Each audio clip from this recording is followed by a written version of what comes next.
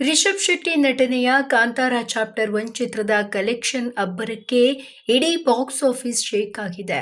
ಈ ಚಿತ್ರ ಎಲ್ಲರ ಊಹೆಗೂ ಮೀರಿದ ಕಲೆಕ್ಷನ್ ಮಾಡಿದೆ. ಈ ಚಿತ್ರದ ಅಬ್ಬರಕ್ಕೆ ಶಾರುಖ್ ಖಾನ್ ನಟನೆಯ ಪಠಾಣ್ ಸಿನಿಮಾ ಬಾಕ್ಸ್ ಆಫೀಸ್ ದಾಖಲೆಯನ್ನೇ ಇದು ಉಡಿಸ್ ಮಾಡಿದೆ. ಈ ಚಿತ್ರದ ಮೂಲಕ ರಿಷಬ್ ಶೆಟ್ಟಿ ಅವರು ಮತ್ತೊಂದು ದೊಡ್ಡ ಗೆಲುವನ್ನ ಕಂಡಿದ್ದಾರೆ. ಅವರಿಗೆ ಎಲ್ಲರೂ ಕೂಡ ಅಭಿನಂದನೆಯನ್ನ ತಿಳಿಸುತ್ತಿದ್ದಾರೆ. ರಿಷಬ್ ಶೆಟ್ಟಿ ನಟನೆಯ ಕಾಂತಾರ ಚಾಪ್ಟರ್ 1 ಸಿನಿಮಾ ಭಾರತದಲ್ಲಿ ಕನ್ನಡ, ತೆಲುಗು ಸೇರಿದಂತೆ 5 ಭಾಷೆಗಳಲ್ಲಿ ರಿಲೀಸ್ ಆಗಿದೆ. ಸಿನಿಮಾ ಕನ್ನಡದವರ ಜೊತೆಗೆ ತೆಲುಗಿನಲ್ಲೂ ಕೂಡ ರಿಲೀಸ್ ಆಗಿ ಯಶಸ್ಸನ್ನ ಕಂಡಿದೆ. ಈ ಸಿನಿಮಾ ಮೊದಲ ದಿನ ಬರೋಬ್ಬರಿ 60 ಕೋಟಿ ರೂಪಾಯಿ ಕಲೆಕ್ಷನ್ ಮಾಡಿದೆ. ಅಂದಹಾಗೆ ಇದು ಭಾರತದ ಕಲೆಕ್ಷನ್ ಮಾತ್ರವಲ್ಲ, ವಿದೇಶದ ಗಳಿಕೆಯೂ ಸೇರಿದರೆ ಸಿನಿಮಾದ ಕಲೆಕ್ಷನ್ ಮತ್ತಷ್ಟು ಏರಿಕೆಯಾಗುವ ನಿರೀಕ್ಷೆ ಇದೆ. ರಿಷಬ್ ಶೆಟ್ಟಿ ಅವರು ಹೈದರಾಬಾದ್ನಲ್ಲಿ ಕನ್ನಡ ಮಾತನಾಡಿದ್ದಕ್ಕೆ ಸಿನಿಮಾ ಮೇಲೆ ಬ್ಯಾನ್ ಹೇರಬೇಕು ಎನ್ನುವಂತಹ ಕೂಗು ತೆಲುಗು ರಾಜ್ಯಗಳಲ್ಲಿ ಕೇಳಿಬಂದಿತ್ತು. ಆದರೆ ಆ ಭಾಗದಲ್ಲೂ ಕೂಡ ಸಿನಿಮಾ ಅಬ್ಬರಿಸ್ತಾ ಇದೆ. ಹೈದರಾಬಾದ್ ಮೊದಲಾದ ಕಡೆಗಳಲ್ಲಿ ಸಿನಿಮಾ ಹೌಸ್ಫುಲ್ ಪ್ರದರ್ಶನವನ್ನ ಕಾಡ್ತಾ ಇದೆ. ಕಾಂತಾರ ಚಾಪ್ಟರ್ 1 ಸಿನಿಮಾ ಅಬ್ಬರಕ್ಕೆ ಹಲವು ದಾಖಲೆಗಳು ಸೃಷ್ಟಿಯಾಗಿದೆ. ಶಾರುಖ್ ಖಾನ್ ನಟನೆಯ ಪಠಾಣ್ ಸಿನಿಮಾ ಮೊದಲ ದಿನ ಭಾರತದಲ್ಲಿ ಗಳಿಕೆ ಮಾಡಿದ್ದು 57 ಕೋಟಿ ರೂಪಾಯಿ. ಈಗ ಈ ದಾಖಲೆಯನ್ನ ಕಾಂತಾರ ಚಾಪ್ಟರ್ 1 ಉಡೀಸ್ ಮಾಡಿದೆ. ಇಂದು ವಾರದ ದಿನ ಆಗಿರೋದ್ರಿಂದ ಗಳಿಕೆ ಕೊಂಚ ಕುಗ್ಗಬಹುದು.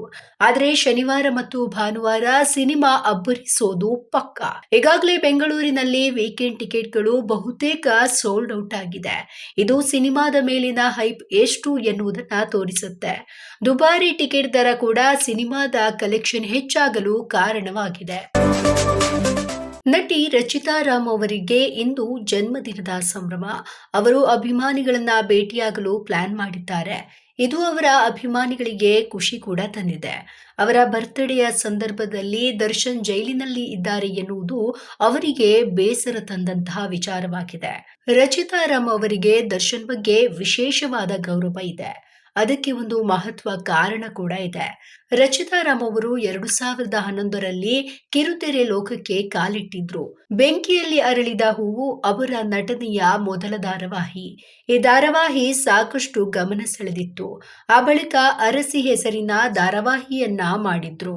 ಇದರಲ್ಲಿ ಮುಖ್ಯ ಪಾತ್ರದಲ್ಲಿ ಕಾಣಿಸಿಕೊಂಡಿದ್ದರು. 2012ರಲ್ಲಿ ಧಾರಾವಾಹಿಯಲ್ಲಿ ರಶ್ಮಿ ಹೆಸರಿನ ಪಾತ್ರ ಮಾಡಿದ್ರು. ಆ ಬಳಿಕ ಅವರು ಚಿತ್ರರಂಗಕ್ಕೆ ಕಾಲಿಟ್ಟಿದ್ದರು. ರಚಿತಾ ರಾಮ್ ಅವರು ಮೊದಲು ಆಯ್ಕೆಯಾಗಿದ್ದು ಬುಲ್ಬುಲ್ ಸಿನಿಮಾದಲ್ಲಿ. ಈ ಚಿತ್ರವನ್ನ ನಿರ್ಮಾಣ ಮಾಡಿದ್ದು ದರ್ಶನ್ ತಾಯಿ ಮೀನಾ ತೂಗುದೀಪ್. ದರ್ಶನ್ ಹೋಮ್ ಬ್ಯಾನರ್ನಿಂದ ಲಾಂಚ್ ಆಗಿರೋದ್ರಿಂದ ಅವರಿಗೆ ವಿಶೇಷ ಗೌರವ ಸಿಕ್ಕಿತ್ತು. ಈ ಸಿನಿಮಾ ಸೂಪರ್ ಹಿಟ್ ಆಗಿ ರಚಿತಾ ರಾಮ್ ವೃತ್ತಿ ಜೀವನಕ್ಕೆ ಮೈಲೇಜ್ ಕೊಟ್ಟಿತ್ತು.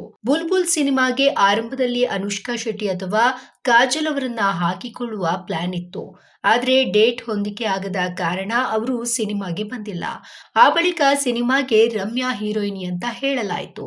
ಆದ್ರೆ ಇದು ಕೂಡ ನಿಜವಾಗಿಲ್ಲ. ಕೊನೆಗೆ ಹೊಸ ಮುಖಗಳಿಗೆ ಅವಕಾಶ ನೀಡಲು ತಂಡ ನಿರ್ಧಾರ ಮಾಡಿತ್ತು. 200 ಜನ ಆಡಿಷನ್ ಮಾಡಿ ರಚಿತಾ ರಾಮ್ ಅವರನ್ನ ಆಯ್ಕೆ ಮಾಡಲಾಗಿತ್ತಂತೆ. ಹೀಗಾಗಿ ತಮ್ಮ ಬರ್ತ್ಡೇಯ ಸಂದರ್ಭದಲ್ಲಿ ಅವರು ದರ್ಶನ್ ಅವರನ್ನ ನೆನೆದು ಬೇಸರವನ್ನ ವ್ಯಕ್ತಪಡಿಸಿದ್ದಾರೆ. So from So cinema release ಆಗಿ ಕೆಲವು ತಿಂಗಳುಗಳೇ ಕಳೆದಿದೆ. ಈ ಸಿನಿಮಾ ಥಿಯೇಟರ್ ಬಳಿಕ OTTಯಲ್ಲಿ ರಿಲೀಸ್ ಆಯಿತು. ಈ ಸಿನಿಮಾ ಕಲರ್ಸ್ ಕನ್ನಡ ವಾಹಿನಿಯಲ್ಲಿ ಪ್ರಸಾರ ಆಗಲಿದೆ ಅಂತ ವಾಹಿನಿಯವರು ಈಗ ಮಾಹಿತಿ ನೀಡಿದ್ದಾರೆ. ಕೊನೆಗೂ ಆ ದಿನಾಂಕ ರಿವೀಲ್ ಆಗಿದೆ. ಈ ಬಗ್ಗೆ ಕಲರ್ಸ್ ಕನ್ನಡ ವಾಹಿನಿಯವರು ಸೋಷಿಯಲ್ ಮೀಡಿಯಾ ಖಾತೆಯ ಮೂಲಕ ಮಾಹಿತಿಯನ್ನ ಹಂಚಿಕೊಂಡಿದ್ದಾರೆ. ಯಾವುದೇ ದೊಡ್ಡ ಸ್ಟಾರ್ಗಳಿಲ್ಲದೆ ಸಿನಿಮಾ 100 ಕೋಟಿ ರೂಪಾಯಿ ಕ್ಲಬ್ ಸೇರಿತ್ತು. ಈಗ ಕಲರ್ಸ್ ಕನ್ನಡ ವಾಹಿನಿಯಲ್ಲಿ ಸೋ ಫ್ರಮ್ ಸೋ ಸಿನಿಮಾ ಪ್ರಸಾರವಾಗಲಿಕ್ಕಿದೆ. ಅಕ್ಟೋಬರ್ 12ರಂದು ಸಂಜೆ 6 ಗಂಟೆಗೆ ಪ್ರಸಾರವಾಗಲಿಕ್ಕಿದೆ. ಕಲರ್ಸ್ ಕನ್ನಡಕ್ಕೆ ಇದೇ ಅಕ್ಟೋಬರ್ 12ಕ್ಕೆ ಭಾವ ಬರ್ತಿದ್ದಾರೆ ಅಂತ ಕಲರ್ಸ್ ಕನ್ನಡ ವಾಹಿನಿ ಸೋಷಿಯಲ್ ಮೀಡಿಯಾ ಮೂಲಕ ಮಾಹಿತಿಯನ್ನ ನೀಡಿದೆ. ಈ ವಿಚಾರ ಕೇಳಿ ಫ್ಯಾನ್ಸ್ ಖುಷಿ ಪಟ್ಟಿದ್ದಾರೆ. ಟಿವಿ ಮತ್ತು OTTಯಲ್ಲಿ ಸಿನಿಮಾ ವೀಕ್ಷಿಸಲು ಸಾಧ್ಯವಾಗದೇ ಇದ್ದವರು ಟಿವಿಯಲ್ಲಿ ನೋಡಬಹುದಾಗಿದೆ. ಸೋ ಫ್ರಮ್ ಸೋ ಸಿನಿಮಾದಲ್ಲಿ ಸಾಕಷ್ಟು ಹಾಸ್ಯ ವಿಚಾರಗಳಿದೆ. ಇದರ ಜೊತೆಗೆ ಒಂದೊಳ್ಳೆಯ ಸಂದೇಶವನ್ನ ಕೊಡುವ ಕೆಲಸ ಕೂಡ ಆಗ್ತಾ ಇದೆ. ಕುಟುಂಬದಲ್ಲೇ ಲೈಂಗಿಕ ದೌರ್ಜನ್ಯ ಉಂಟಾಗುವ ಕಥೆಯನ್ನ ಸಿನಿಮಾದಲ್ಲಿ ಹೇಳಲಾಗಿದೆ. ಇಷ್ಟು ಒಳ್ಳೆಯ ಸಂದೇಶ ಕೊಟ್ಟಿದ್ದಕ್ಕೆ ಫ್ಯಾನ್ಸ್ ಕೂಡ ಖುಷಿ ಪಟ್ಟಿದ್ದಾರೆ. ರಾಜ್ ಅವರು ಸದ್ಯ ತಮ್ಮ ಮುಂದಿನ ಸಿನಿಮಾಗಳಲ್ಲಿ ತೊಡಗಿಸಿಕೊಂಡಿದ್ದಾರೆ. ಈ ಸಿನಿಮಾ ಬಗ್ಗೆ ನಿರೀಕ್ಷೆ ಕೂಡ ಹೆಚ್ಚಾಗಿದೆ. ಅವರು ಸಸ್ಪೆನ್ಸ್ ಥ್ರಿಲ್ಲರ್ ಸಿನಿಮಾ ಮಾಡುತ್ತಾ ಇರುವುದಾಗಿ ಹೇಳಿಕೊಂಡಿದ್ದಾರೆ. ವೆಬ್ ಸೀರೀಸ್ ಮಾಡುವ ಆಲೋಚನೆಯೂ ಇದೆ ಅಂತ ಮಾಹಿತಿಯನ್ನ ಹಂಚಿಕೊಂಡಿದ್ದಾರೆ. ಸದ್ಯ ಉನ್ನತ ಗುರಿಯ ಬೆನ್ನೇರಿರುವಂತಹ ಯಶ್ ಅವರ ತಾಯಿ ಪುಷ್ಪಾ ಅರುಣ್ ಕುಮಾರ್ ಕೂಡ ಇದೇ ರೀತಿಯ ಸೋಲೆ ಗೆಲುವಿನ ಮೆಟ್ಟಿಲು ಅಂದುಕೊಂಡು ಚಿತ್ರರಂಗದಲ್ಲಿ ಮತ್ತೊಂದು ಮೆಟ್ಟಿಲೇರಿದ್ದಾರೆ. ನಿರ್ಮಾಪಕಿಯಾಗಿ ತಮ್ಮ 2ನೇ ಚಿತ್ರವನ್ನ ಘೋಷಿಸಿದ್ದಾರೆ. ಮೊದಲ ಚಿತ್ರದಲ್ಲಿ ನಿರ್ದೇಶಕರು ಎಡವಿದ್ರು ಕೂಡ ನಿರ್ಮಾಪಕಿ ಪುಷ್ಪಾ ಅವರು ತಮ್ಮ ಕೊತ್ತಲವಾಡಿ ಚಿತ್ರದ ನಿರ್ದೇಶಕ ಶ್ರೀರಾಜ್ ಅವರಿಗೇನೆ ಮತ್ತೊಂದು ಅವಕಾಶವನ್ನ ನೀಡಿದ್ದಾರೆ. 2ನೇ ಚಿತ್ರದ ನಿರ್ದೇಶನದ ಜವಾಬ್ದಾರಿಯನ್ನು ವಹಿಸಿದ್ದಾರೆ. ಈ ಮೂಲಕ ಗಾಂಧಿನಗರದಲ್ಲಿ ಹಲವರ ಹುಬ್ಬೇರಿಸುವಂತೆ ಮಾಡಿದ್ದಾರೆ. ಇನ್ನು ಚಿತ್ರದ ಪ್ರಮುಖ ನಾಯಕ ಯಾರು, ನಾಯಕಿ ಯಾರು ಈ ಪ್ರಶ್ನೆಗಳಿಗೆ ಉತ್ತರ ಸಿಗಬೇಕಾಗಿದೆಯಾದರೂ ಕೊತ್ತಲವಾಡಿ ಚಿತ್ರಕ್ಕೆ ಕೆಲಸ ಮಾಡಿದ್ದ ತಂತ್ರಜ್ಞರೇ ಇಲ್ಲಿ ಕೂಡ ಮುಂದುವರಿಯಲಿದ್ದಾರೆ. ಕೊತ್ತಲವಾಡಿ ವಿಚಾರದಲ್ಲಿ ವಿವಾದ ಮಾಡಿದವರಿಗೆ ಸಹಜವಾಗಿ ಇಲ್ಲಿ ಅವಕಾಶ ಇರುವುದಿಲ್ಲ. ಸದ್ಯ ವಿಜಯದಶಮಿಯಂದು ಪುಷ್ಪಾ ಅರುಣ್ ಕುಮಾರ್ ಅವರು ತಮ್ಮ 2ನೇ ಚಿತ್ರದ ಘೋಷಣೆ ಮಾಡಿದ್ದಾರೆ. ಚಿತ್ರದ ತಾರಾ ಬಳಗ ಮತ್ತು ಚಿತ್ರದ ಶೀರ್ಷಿಕೆಯನ್ನ ಮುಂಬರುವ ದಿನಗಳಲ್ಲಿ ಅವರು ಬಹಿರಂಗಗೊಳಿಸಲಿಕ್ಕಿದ್ದಾರೆ.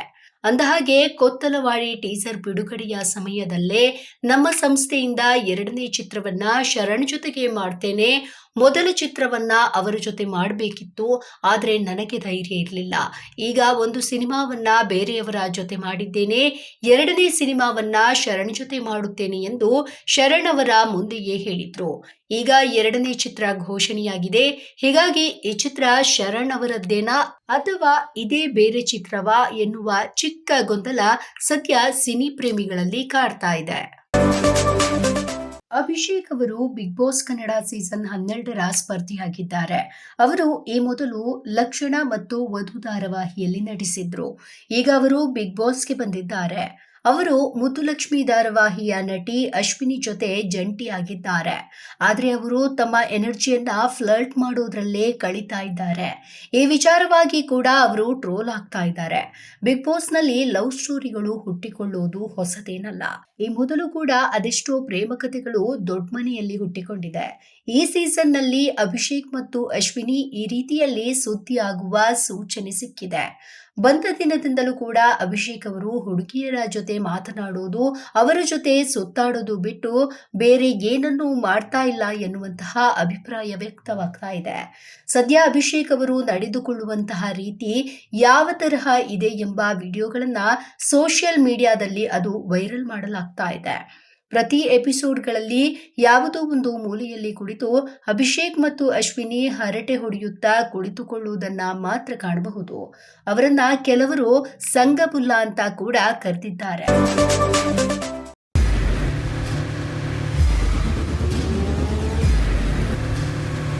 ಪ್ರಜಾಮಾರ್ಗ ನ್ಯೂಸ್, ಇದು ಜನಸಾಮಾನ್ಯರ ಧ್ವನಿ. ನಮಸ್ಕಾರ. ನೀವು ನೋಡ್ತಾ ಇದ್ದೀರಾ ಪ್ರಜಾಮಾರ್ಗ ನ್ಯೂಸ್. ರಾಷ್ಟ್ರದ ರಾಜ್ಯದ ರಾಜಕೀಯದ ಬಗ್ಗೆ ಹೆಚ್ಚಿನ ಸಿನಿಮಾ ಅಪ್ಡೇಟ್ಗಳಿಗಾಗಿ ಫಸ್ಟ್ ಲೈಕ್ ಮಾಡಿ, ಸಬ್ಸ್ಕ್ರೈಬ್ ಆಗಿ.